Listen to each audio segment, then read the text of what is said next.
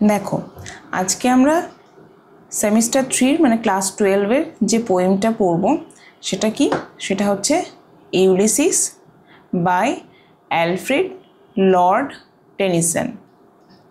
এই পোয়েমটা পড়ার আগে তোমাদেরকে একটু এই পোয়েমটার ব্যাকগ্রাউন্ড জানতে হবে, কেননা এই পোয়েমের ব্যাকগ্রাউন্ড না জানলে তোমাদের পোয়েমটা পড়তে ভালো লাগবে না, পোয়েমটা বোর ফিল করবে তোমরা। ওকে, আগে জেনে নিই এই অ্যালফ্রেড লর্ড টেনিসন সম্পর্কে, মানে আমাদের আজকের ইউলিসিসের মানে আজকের টপিকের পোয়েটের নেম হচ্ছে অ্যালফ্রেড লর্ড টেনিসন। ওনার সম্পর্কে একটু জেনে নিই। দেখো, Alfred Lord Tennyson was the representative poet of the Victorian age.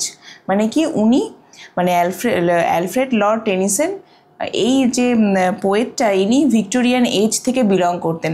এটা তোমাদের কাছে হয়তো নতুনই শোনাবে যে ভিক্টোরিয়ান এজ, অ্যাকচুয়ালি এই ইংলিশ লিটারেচারটাকে বেশ কয়েকটা এজে ডিভাইড করা যায়, বেশ কয়েকটা এজে আমরা ভাগ করতে পারি, যেমন romantic age, Victorian age, modern age, এগুলো সব ভাগ করতে পারি। এই মানে এরকম বেশ কয়েক ভাগে ভাগ করা যায়। তার মধ্যে অ্যালফ্রেড লর্ড টেনিসন তিনি ভিক্টোরিয়ান এজ থেকে বিলং করতেন। He is called the voice of Victorian England. তাহলে তাকে কি বলা হতো? তাকে মানে তিনি ছিলেন ভয়েস অফ ভিক্টোরিয়ান ইংল্যান্ডও বলা হতো। ওকে, দেখো নেক্সট কি, the poem Ulysses is a dramatic মোনোলগ। তোমরা যখন এই কবিতাটি পড়বে, তোমাদেরকে যখন আমি কবিতাটি পড়াবো, তখন দেখবে কবিতাটা কিন্তু একটা নাটকীয় ভঙ্গিতে লেখা। এটা একটা ড্রামাটিক মোনোলগ। আর মোনোলগ কথার অর্থ হচ্ছে মানে কোনো একটা মানে স্পিকার যখন কথাটা বলবে, তার সামনে যে লিসনার থাকবে সে হচ্ছে সাইলেন্ট লিসনার, মানে সে কিন্তু কোনো রকম কোনো রেসপন্স করবে না। যে স্পিকার সেই কথাটা বলবে, সেই পোয়েমটা বলবে আর কি। দেখো, dramatic monologue written in blank verse. Okay, blank ভার্সে লেখা। নেক্সট দেখো, ইট ওয়াজ রিটেন ইন 1833। এটা কবে লেখা হয়েছিল, কত সালে?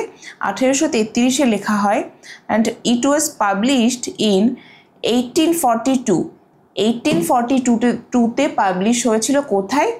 In his second collection of poems. এটা তোমার তার যে পোয়েমস বলে যে একটা কালেকশন ছিল, সেই কালেকশনের মানে সেকেন্ড কালেকশনে এই পোয়েমটা পাবলিশ হয়েছে। ওকে, দেখো নেক্সট যে ইনফরমেশনটা আমাদের খুব জানা দরকার। In 1833 he lost his best friend Arthur Hallam and it inspired him to write this poem. 1833-তে তার যে বেস্ট ফ্রেন্ড আর্থার হালামকে তিনি হারান, এবং তারপরেই তিনি এই কবিতাটা লেখার জন্য যে ইন্সপিরেশন সেটা তিনি এরপরেই মানে বেস্ট ফ্রেন্ডকে হারানোর পরেই পেয়েছিলেন। সোর্স মানে কবিতাটার উৎস কোথা থেকে? দেখো, the basic source of the poem is Homer's Odyssey and Dante's Inferno canto number 26। এটা কিন্তু খুব ইম্পর্টেন্ট যে এটার সোর্স কি, এটা খুব ইম্পর্টেন্ট। আরও এই ইনফরমেশনগুলো দেওয়ার একটাই কারণ, যেহেতু তোমরা এমসিকিউ বেসড এক্সাম দেবে, এমসিকিউ বেসড এক্সামে কিন্তু এইগুলো খুব ইম্পর্টেন্ট জানা। কারণ পোয়েম থেকে তো তোমরা দেখছোই দুটো টপিক করানো হয়েছে এর আগে, বা তোমরা নিজেরা যখন প্র্যাকটিস করছো, এটা কিন্তু বোঝা যাচ্ছে যে ওয়ার্ডের মিনিং পর্যন্ত কিন্তু কোশ্চেনে থাকছে। সেহেতু পোয়েমের ক্ষেত্রে কিন্তু এই ইনফরমেশনগুলো ভেরি ইম্পর্টেন্ট। নেক্সট দেখো, তাহলে Ulysses was the king of Ithaca. খুব ইম্পর্টেন্ট যে ইউলিসিস কোথাকার রাজা ছিলেন। And he was returning after fighting in the Trojan war. Trojan war থেকে তিনি যুদ্ধ করে ফিরেছেন। এবার অ্যাকচুয়ালি তাহলে প্রশ্ন হচ্ছে, এই হোয়াট ইজ ট্রোজান ওয়ার? এই ট্রোজান ওয়ারটা কি? ট্রোজান ওয়ার দেখো, what is Trojan War? The Trojan War was a legendary conflict in ancient Greece fought between the Greeks. কাদের মধ্যে হয়েছিল? The Greeks and the people of Troy. এই যে Trojan ওয়ারটা হয়েছিল actually এই যে তোমার মানে সেই সময়কার হেলেন বলে একজন ছিলেন, মানে হেলেন বিশ্ব সুন্দরী, দ্য কুইন অফ স্পার্টা। স্পার্টার যে কুইন হেলেন, তিনি সেই সময়ে ছিলেন এবং তিনি সেই খুব সুন্দরী ছিলেন। এবার তাকে মানে নিয়ে গেছিলেন কে, প্যারিসে, ট্রোজান প্রিন্স যে প্যারিস, তাকে তুলে নিয়ে গেছিলেন ফ্রম হার হাজব্যান্ড মিলেনিয়াস। মিলেনিয়াসের থেকে তার স্ত্রীকে মানে হেলেনকে তুলে নিয়ে যাওয়া হয়েছিল এবং এর ফলেই যে যুদ্ধটা ঘটেছিল সেই যুদ্ধটাই হচ্ছে ট্রোজান ওয়ার। অ্যাকচুয়ালি এই ট্রোজান ওয়ার চলে হচ্ছে 10 বছর ধরে, 10 ইয়ার্স। 10 ইয়ার্স ধরে এই ট্রোজান ওয়ারটা চলে। আর এই যে ইউলিসিস মানে যে কবিতাটা আমরা পড়বো, অ্যাকচুয়ালি কবিতাটার মেন ক্যারেক্টারের নামই হচ্ছে ইউলিসিস, প্রোটাগনিস্টই হচ্ছে ইউলিসিস, যে ইথাকার রাজা ছিল। সেই ইউলিসিস এই যুদ্ধে যোগদান করেছিলেন এবং তিনি 10 বছর যুদ্ধ করেছেন। 10 বছর যুদ্ধ করার পরে তিনি যখন ইথাকা মানে তার সাম্রাজ্যে ফিরে আসছেন, সেই টাইম স্প্যানটাও কিন্তু 10 বছর। তার মানে দেখা গেল উনি 10 বছর যুদ্ধ করেছেন এবং 10 বছর ধরে তার সাম্রাজ্যে ফিরছেন। টোটাল যে টাইম স্প্যানটা ছিল দ্যাট ওয়াজ 20 ইয়ার্স। মানে তিনি সাম্রাজ্য ছেড়ে যাওয়ার পরে আবারও 20 বছর পরে তিনি আবার তার সাম্রাজ্যে ফিরে আসছেন এবং ফিরে আসার পরে তিনি এই কবিতাটি লিখছেন। ওকে, আশা করছি এই কবিতাটার ব্যাকগ্রাউন্ড বোঝাতে পেরেছি। এবার দেখো কবিতাটা আমরা স্টার্ট করব। দেখো, It little profits that an idle king. ওকে, এই লিটল প্রফিটস মানে আমরা দেখবো এই লিটল প্রফিটস মানে হচ্ছে কোনো লাভই নয়। It little profits that an idle king. Idle মানে হচ্ছে লেজি বা কুড়ে। By this still hearth among this barren cracks.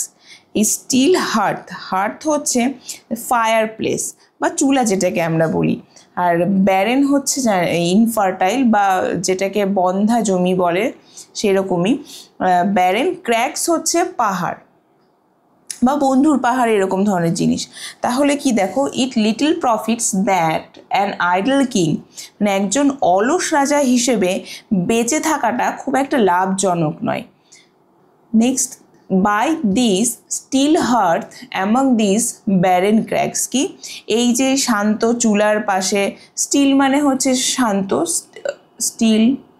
Still মানে শান্ত চুলার পাশে যে এই বন্ধুর পাহাড়গুলোর মধ্যে একজন অলস রাজা হয়ে বেঁচে থাকার মধ্যে কোনো লাভ কিছু নেই।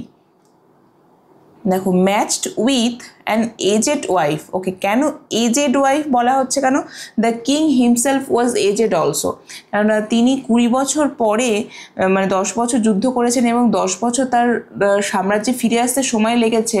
এই টোটাল 20 বছর আগে যখন তিনি বেরিয়েছিলেন তার সাম্রাজ্য থেকে, ইথাকা থেকে, his wife was young enough, but after this 20 years তিনি কি দেখছেন যে তার স্ত্রী এজেড হয়ে গেছেন, মানে বয়স হয়ে গেছে। বলছে, matched with an aged wife I mete and dole unequal laws into a savage race. Savage race মানে হচ্ছে অশিক্ষিত জাতি বা বর্বর জাতি যেটাকে আমরা বলি। বলছে matched with an aged wife, একজন বৃদ্ধা স্ত্রীর সাথে জীবন কাটানো। আর কি, আই মেট অ্যান্ড ডোল মানে হচ্ছে মানে মেপে বিধান করা আর কি, মানে অ্যাকচুয়ালি যার যতটা লাগবে তার সেরকম ততটা, যার যতটা প্রয়োজন তাকে ততটা দিতে হবে, মানে এই যে কনসেপ্ট। মানে তিনি তো অ্যাকচুয়ালি রাজা ছিলেন, এবার রাজার তো অনেক রেসপন্সিবিলিটিস থাকে তার দেশের মানুষদের প্রতি। সেই জন্যই বলছে I mete and dole unequal laws. Unequal মানে তোমার অসমান যে আইনগুলো, আনইকুয়াল লস, অসমান আইন কাদের জন্য করেছে? এই যে স্যাভেজ রেস মানে একটা বর্বর জাতি, মানে তার যে সাম্রাজ্যের মানুষজনদের উদ্দেশ্য করেই তিনি বলছেন যে সেই বর্বর জাতির জন্য তিনি যে মানে আনইকুয়াল মানে অসমান যে আইন তৈরি করছেন, that hoard and sleep and fade and no not me, যারা কি করে, হোর্ড মানে হচ্ছে গ্যাদার করা, মানে গ্যাদারিং মানি, যারা কিনা শুধুমাত্র টাকা পয়সা গোছায়, স্লিপ ঘুমোয়, ফেড খায় দেয়, আর কি করে, অ্যান্ড নো নট মি, তারা আমাকে চেনে না। মানে কি বলছে দেখো, এই লাইনগুলোর মধ্যে আমি আরেকবার ভালো করে বলছে একজন অলস রাজা হিসেবে বেঁচে থাকাটা খুব একটা লাভজনক নয়। কেন? এই শান্ত চুলার পাশে, এই যে অনুর্বর যে পাহাড়গুলোর মধ্যে একজন বৃদ্ধা স্ত্রীর সাথে জীবন কাটানো, মানে তারপরে আবার সেই তার যে স্যাভেজ বা রেস বা বর্বর জাতি মানুষজনদের জন্য যে মেপে যে অসমান আইন বানানো, যারা কিনা কি করে, যারা শুধুমাত্র পয়সা গোছায়, ঘুমোয়, খাওয়া দাওয়া করে, আর তারা আমাকে চেনে না। ওকে, দেখো নেক্সট কি বলেছে, এবার এই যে কথাগুলো বলছে, তার মানে এটা থেকে বোঝা যাচ্ছে যে এই পর্যন্ত পড়ে the king is not happy at his present condition, তার যে বর্তমান অবস্থায় যে রাজা আছেন, তার মানে সে নিশ্চয়ই সুখে নেই বা ভালো নেই। কেন ভালো নেই এবার দেখবো সেটা। I can not rest from travel, that is the main point. Okay,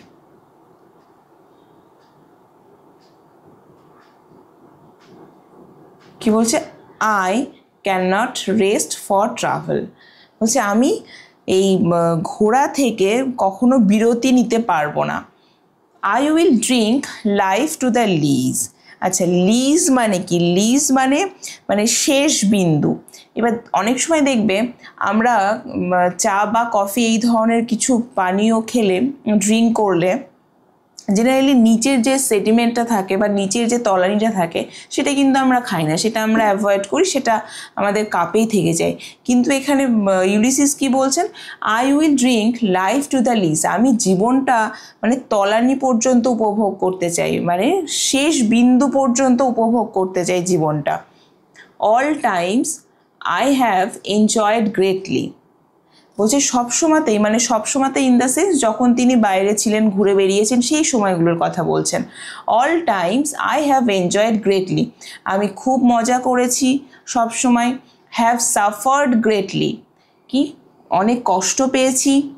both with those that loved me and alone, on shore and when through scudding drifts the rainy heights vext the dim sea. Okay, dim sea বলছে কি, all times I have enjoyed greatly, বলছে সবসময়, মানে যখনই তিনি বাইরে ঘুরেছেন তিনি অনেক আনন্দ করেছেন। হ্যাভ সাফার্ড গ্রেটলি, তিনি অনেক কষ্ট পেয়েছেন। Both with those that loved me, তাদের সাথে যারা আমাকে ভালোবাসতো, অ্যান্ড অ্যালোন, এবং একাও, তার মানে কি উনি মানুষজনের সাথেও ঘুরেছেন, আবার একা একাও ঘুরেছেন। কোথায় ঘুরেছেন? অন শোর, উপকূলে ঘুরেছেন। And when through scudding drifts the rainy heights, heights মানে হচ্ছে খ্রিস্টিয়ান মাইথোলজিতে যেটাকে বলা হয় সেটা হচ্ছে একঝাঁক তারা। হাইটস মানে হচ্ছে একঝাঁক তারা, যেটা দেখে বোঝা যায় যে বৃষ্টি আসবে, মানে আকাশে যদি এই হাইটস দেখা যায় তাহলে বোঝা যায় যে বৃষ্টি আসবে। এটা তখনকার কনসেপ্ট ছিল, সেই অ্যানশিয়েন্ট টাইমে এটা ধরা হতো। তাহলে through scudding drifts the rainy heights vext the dim sea, vext মানে উত্তাল সমুদ্র, মানে উত্তাল, ভেস্ট দ্য ডিম সি, বলছে যখন এই বৃষ্টিমুখর হাইটসরা মানে তারার ঝোড়ো প্রবাহের মধ্যে দিয়ে তিনি যখন উপকূলে একা বা আরও সবার সাথে ঘুরে বেরিয়েছেন, তখন তিনি খুব মজা করেছেন। আর কি হয়েছে, আকাশ কালো করে যখন উত্তাল সমুদ্র উত্তাল হয়েছে, মানে আকাশ কালো করে যখন, ভেস্ট দ্য ডিম সি, হ্যাঁ, আকাশ কালো করে যখন সমুদ্র উত্তাল হয়েছে তখনও তিনি খুব মজা করেছেন, খুব কষ্ট পেয়েছেন। I am become a name, আচ্ছা কি বলছে, I am become a name, আমি একটা নামে পরিণত হয়েছি। আমরা দেখব অনেক ফেমাস মানুষ আছেন যাদের কিন্তু আমরা অত মানে এক নামেই চিনি। এই যে ধরো I am become a name মানেই হচ্ছে মানে আমি একটা নামে পরিণত হয়েছি। দেখবো ফেমাস মানুষদের আমরা কখনো অত মানে একবার ফেমাস হয়ে যাওয়ার পরে মানে অত পরিচয় দেওয়ার দরকার পড়ে না, আমরা তখন তাকে এক নামেই চিনি। For always roaming with a hungry heart. Okay, hungry heart, hungry for what? Hungry for something new adventure. সেই জন্যই তার যে হৃদয়টা, সেই হৃদয়টা ক্ষুধার্ত। For always roaming with a hungry heart, কারণ মানে আমি সবসময় এক ক্ষুধার্ত হৃদয় নিয়ে ঘুরে বেরিয়েছি। Much have I seen and known, আমি অনেক কিছু দেখেছি, অনেক কিছু জেনেছি। কি কি দেখেছি? Cities of men and manners, climates, councils, governments. কি কি দেখেছি মানে তিনি বিভিন্ন জায়গাতে ঘুরেছেন, বিভিন্ন দেশ ঘুরেছেন। তিনি দেখেছেন সিটিজ অফ মেন, শহরের মানুষ দেখেছেন তিনি, ম্যানার্স দেখেছেন, মানুষের আচরণ দেখেছেন, ক্লাইমেটস, জলবায়ু দেখেছেন, কাউন্সিলস মানে সভা, তিনি সভা, সরকার, এই সমস্ত কিছু তিনি দেখেছেন। মাইসেলফ নট লিস্ট, বলছে সেখানে কিন্তু এত কিছু সম্মানের ক্ষেত্রে, এত কিছু সম্মানীয় জায়গাতে আমি কিন্তু নগণ্য নই, মানে আমাকে কিন্তু মোটেই ছোট করা হয়নি। মাইসেলফ নট লিস্ট, আমাকে ছোট করা হয়নি। But honoured of them all, বরং তাদের সকলের কাছে কিন্তু আমি সম্মানিত, মানে they all have honoured me a lot, তারা সবাই আমাকে সম্মান করেছে। And drunk delight of battle with my peers, peers মানে হচ্ছে সহযোদ্ধা, আর আমি আমার সহযোদ্ধাদের সাথে যুদ্ধক্ষেত্রেও আনন্দ করেছি। মানে কি, সেই যে 10 বছরের যুদ্ধটার কথা বলছে, এই ব্যাটল ফিল্ড বা ব্যাটলের কথা যেটা বলছে, এই ব্যাটল হচ্ছে ওই ট্রোজান ওয়ার। ওকে, মানে আমি আমার সহযোদ্ধাদের সাথে যুদ্ধ করেছি, সেটাও যথেষ্ট মানে উপভোগ করেছি, সেই আনন্দটাও উপভোগ করেছি। Far on the ringing plains of windy Troy, এই যে যেটা কোথায় হয়েছিল, যেটা দূরবর্তী বাতাসে ধ্বনিত ট্রয়ের সমতলে হয়েছিল। কোথায় হয়েছে? ট্রয়ের সমতলে হয়েছে। মানে অ্যান্ড, আরেকবার বলি দেখো, and drunk delight of battle with my peers far on the ringing plains of windy Troy, মানে কি, মানে আমার সহযোদ্ধাদের সাথে যুদ্ধটাকেও আমি উপভোগ করেছি, আর যেটা কোথায় হয়েছিল, যেটা কিনা ওই দূরবর্তী বাতাসে ধ্বনিত ট্রয়ের সমতলে হয়েছিল। নেক্সট দেখো, তবে এই পোয়েমটা একটু তোমাদের নর্মাল পোয়েমের থেকে একটু কমপ্লেক্স, সেই জন্য আমি চেষ্টা করছি পুরো ওয়ার্ড বাই ওয়ার্ড যাতে তোমাদের বোঝানো যায়, যাতে তোমাদের কনসেপ্টটা ক্লিয়ার হয়, অ্যাট দ্য সেম টাইম একটু ভালোও লাগে পড়তে। দেখো, I am a part of all that I have মেট, বলছে আমি যা কিছু দেখেছি আমি তারই একটা অংশ হয়ে গেছি। Yet all experience is an arch whether through gleams that untraveled world whose margin fades, for whose margin fades, বলছে yet all experience is an arch whether through, যে এই আর্চ কথাটার মানে হচ্ছে খিলান বলি আমরাকে, বা খিল দেওয়া যেটাকে বলি। বলছে সমস্ত যে অভিজ্ঞতা, সেই অভিজ্ঞতা যেন মনে হচ্ছে একটা খিলান স্বরূপ, মানে যেটাকে বন্ধ করে রাখা রয়েছে, যার মধ্য দিয়ে কি বলছে, glimpses that untravelled world whose margin fades, বলছে যে গ্লিমসেস মানে হচ্ছে ঝলক, বা ওই এক মোমেন্টের জন্য দেখা এরকম। আনট্রাভেলড ওয়ার্ল্ড মানে যেটা এখনো ঘোরা হয়নি ইউলিসিসের, সেই যে আর্চ বা খিলানস্বরূপ সেই জায়গার মধ্য দিয়ে যে পৃথিবীটা তিনি এখনো আবিষ্কার করেননি, মানে যে পৃথিবী এখনো তিনি দেখেননি, তার যেন মনে হচ্ছে whose margin fades for ever and for ever when I move, যেন মনে হচ্ছে আমি যত এগিয়ে যাচ্ছি তত যেন তার যে সীমানাটা, সেই সীমানাটা যেন আরও সরে যাচ্ছে, আরও মুছে যাচ্ছে, ফেড হয়ে যাচ্ছে, বিবর্ণ হচ্ছে। হাউ ডাল ইট ইজ টু পজ, বলছে পজ মানে কি, পজ মানে থেমে যাওয়া, আর এখানে ডাল মানে হচ্ছে তোমার বোকামো বা মূর্খামো বা নিরানন্দ বলতে বলাই যায়। হাউ ডাল ইট ইজ টু পজ, বলছে এই যে থেমে যাওয়াটা সেটা কি বোকামো বা নিরানন্দের হবে। টু মেক অ্যান এন্ড, এই যে সব কিছু শেষ করাটাও খুব বোকামোর। To rust, rust unburnished, not to shine in use. Rust মানে কি, রাস্ট মানে হচ্ছে মরচে পড়া, আর আনবার্নিশড মানে কোনো কিছু পালিশ না করা বা অপলিশিত বলতে পারি। তাহলে এই যে কোথাও যে মানে তিনি যে এই যে থেমে যাবেন, কোথাও যাবেন না, আর এই আনট্রাভেলড ওয়ার্ল্ডটাকে ট্রাভেল করবেন না, তার ফলে কি হবে, তার ফলে ওনার মানে যে স্মৃতি বলো বা ওনার যে এক্সপিরিয়েন্স বলো সেটাতে মোর্চা পড়বে। সেটা তো মানে অপলিশিত অবস্থায় রয়েছে বলে সেটাতে মোর্চে পড়ে যাবে। আর not to shine in use, আর যেটা আর কখনো উজ্জ্বল হবে না। As though to breathe were life, যেন মনে হচ্ছে শুধুমাত্র শ্বাস নেওয়াটাই জীবন নয়। ওকে দেখো, as though to breathe were life, life piled on life were all too little, and of one to me little remains, but every hour is saved. কেন little remains বলছে, দেখো বলছে as through to breathe were life, শুধু যেন শুধু শ্বাস নেওয়াটাই জীবন। লাইফ পাইলড অন লাইফ মানে মনে হচ্ছে যেন একের পর এক জীবন। Life piled on life were all too little, যেন মনে হচ্ছে একের পর এক জীবন যেটা সেটা যেন খুবই সামান্য, মানে এই লাইফ স্প্যানটা যেন খুবই সামান্য।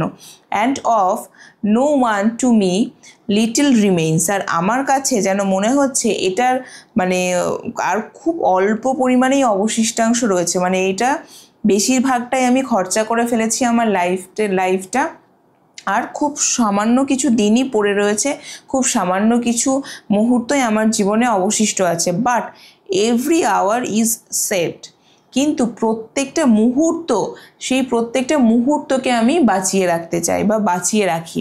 দেখো এটা থ্রু দিয়ে কি বলছেন, মানে ইউলিসিস এটা বোঝাতে চাইছেন যে উনি এত বছর ধরে যে বাইরে ট্রাভেল করেছেন, বাইরে ঘুরেছেন, বাইরে যে জগৎটাকে দেখেছেন, that was very adventurous to him. তার কাছে এই যে সিংহাসনে বসে মানুষজনকে শাসন করা বা একটা দেশ চালানো, ইটস আ বোরিং থিং, মানে তিনি এটা চান না করতে। তিনি চান যে এখনো পর্যন্ত যে আনট্রাভেলড ওয়ার্ল্ড, মানে তিনি যে জায়গাগুলো এখনো ঘোরেননি, যেটা তো তার এক্সপ্লোর করা বাকি আছে, সেইগুলো তিনি এখনো এক্সপ্লোর করতে চান। এবার খুব স্বাভাবিকভাবেই তিনি লাইফের মানে 20 ইয়ার্স অলমোস্ট চলে গেছে, এটা আমরা জানতে পারছি যে যুদ্ধের পেছনে, মানে 10 ইয়ার্স যুদ্ধ করেছেন উনি, 10 ইয়ার্স টাইম ধরে ফিরে এসেছেন তার সাম্রাজ্য ইথাকাতে। তার মানে সেই রাজারও বয়স হয়েছে। এবার সেই বয়স হয়েছে মানে যত আমাদের জানি আমরা, যত মানে বয়স হচ্ছে তত আমাদের যত বয়স বাড়ে তত আমরা মৃত্যুর কাছে এগিয়ে যাচ্ছি। তার মানে আমাদের বয়স, রাজারও ঠিক এই উপলব্ধিটাই হচ্ছে, এই রিয়েলাইজেশনটাই হচ্ছে যে ওনার যেহেতু বয়স হয়েছে আর হয়তো কয়েকটা মুহূর্তই বা কয়েকটা বছরই হয়তো তার জীবনে অবশিষ্ট রয়েছে। এবার but every hour is saved, মানে প্রত্যেকটা যে মুহূর্ত রয়েছে সেই মুহূর্তটাকে তিনি বাঁচিয়ে রাখতে চাইছেন। কিসের থ্রু দিয়ে? Through travelling the world. Okay দেখো নেক্সট যেটা পড়বো, নেক্সট প্যারা দেখব। For that eternal silence something more, from that eternal silence something more. Eternal silence মানে হচ্ছে চিরন্তন নীরবতা, মানে সেই চিরন্তন নীরবতা থেকে আরও যেন কিছু নিয়ে আসে, সামথিং মোর, আরও যেন কিছু নিয়ে আসে। কি নিয়ে আসে দেখি? ব্রিঞ্জার অফ নিউ থিংস, নতুন কিছু আনার যে সুযোগ, নতুন কিছু কি নিয়ে আসবে? অ্যান্ড ভাইল ইট ওয়্যার, ভাইল মানে হচ্ছে নিকৃষ্ট, এবং এটা সেটা আরও নিকৃষ্টই হবে। কেন? For some 3 suns to store and hoard myself. বলছে এখানে শুধু 3 সামস বলতে জেনারেলি ওই 3 ইয়ার্স এরকম ধরনেরই মেনশন করা হয়, যে তিনি হয়তো দেখা যাবে তার কাছে 3টে বছর বা এই সময়টাই লাইফ স্প্যান রয়েছে, এর মধ্যে তিনি কি করবেন, তিনি এর মধ্যে for 3 sons to store and hoard myself, তিনি এই 3টে বছরের জন্য যেন মনে হচ্ছে নিজেকে জমিয়ে রাখছেন। এই যে হোর্ড, এই ওয়ার্ডটা আমরা ফার্স্টের দিকেও পেয়েছিলাম, তিনি নিজেকে যেন জমিয়ে রাখছেন। কেন? দেখো কিভাবে, অ্যান্ড দিস গ্রে স্পিরিট, আচ্ছা গ্রে কিন্তু অলওয়েজ আমাদের এজেড বা বয়সের একটা symbol. And this grey spirit yearning in desire to follow knowledge like a sinking star. Sinking star মানে কি হচ্ছে? অস্তগামী তারা, মানে যেটা ডুবে যাচ্ছে, যে তারাটা বা যে সূর্যটা ডুবে যাচ্ছে বা তারাটা ডুবে যাচ্ছে, সেটাই হচ্ছে সিঙ্কিং স্টার। তাহলে কি বলছে? And this grey spirit earning in desire, এই যে বৃদ্ধ যে আত্মাটা, মানে যে রাজার যে সোলটা, যে স্পিরিটটা, সেটা কি করছে? Earning in desire to follow knowledge like a sinking star, মানে তার যে আত্মাটা সেটা ঠিক একটা ডুবন্ত তারার মতো যেন কি চাইছে, মানে নতুন কিছু জানার, টু ফলো নলেজ, এখনও যেন তিনি জ্ঞান মানে চাইছেন, আর একটু যাতে জগৎটাকে জানা যায় বা আনট্রাভেলড ওয়ার্ল্ডটাকে ট্রাভেল করা যায়, সেই নলেজ তিনি নিতে চাইছেন এখনও, beyond the utmost bound of human thought. এই আটমোস্ট বাউন্ড মানে হচ্ছে চূড়ান্ত সীমানা, সেটা কি? সেটা মানুষের চিন্তার, বিয়ন্ড দ্য, হ্যাঁ, হিউম্যান থট মানে চিন্তা, মানুষের চিন্তার মানে চূড়ান্ত সীমানার বাইরে। মানে খুব সুন্দর লাইনটা দেখো, মানে উনি এখনো পর্যন্ত গ্রে স্পিরিট, মানে বয়স হয়ে গেছে, উনি এত বছরের মানুষ, মানে অলমোস্ট তিনি নিজেকে তুলনা করছেন যে তিনি মৃত্যুর মুখোমুখি, বা মৃত্যুর তার খুবই কাছে, মৃত্যুর মুখোমুখি নয়, মৃত্যু তার খুবই কাছে, হয়তো আর 3টে বছর বা এরকম ধরনেরই কিছু অবশিষ্ট তার জীবনে রয়ে গেছে। এখনো পর্যন্ত he is seeking for knowledge, তার এখনো পর্যন্ত অজানাকে জানা বা অচেনাকে চেনার যে একটা ডিজায়ার বা খিদে বা কামনা, যেটা সেটা কিসের মতো? লাইক আ সিঙ্কিং স্টার, মানে একটা অস্তগামী তারার মতো। Beyond the utmost bound of human thought, যেটা মানে মানুষের চিন্তার চূড়ান্ত সীমানার বাইরে, মানে সাধারণ মানুষ হিসেবে কিন্তু এতটা মানুষ কল্পনাই করতে পারে না। যে জেনারেলি কি হয়, আমরা ভাবি যে বয়স হয়ে গেছে, আর কোথাও যাওয়া সম্ভব নয়, বা আর কোথাও যাব না, যাওয়াটা রিস্কি হয়ে যাবে। বাট ইউলিসিস কিন্তু টোটালি আমাদের অপোজিট, তার ক্যারেক্টারিস্টিক্সের সাথে আমাদের ক্যারেক্টারিস্টিক্স মোটেও ম্যাচ করছে না। আমরা এখনো পর্যন্ত যা দেখলাম, তিনি বয়স হয়েছে কিন্তু তারপরেও কিন্তু তিনি এখনো ঘুরতে যেতে চাইছেন, মানে এখনো এক্সপ্লোর করতে চাইছেন ওয়ার্ল্ডটাকে। ওকে, আচ্ছা,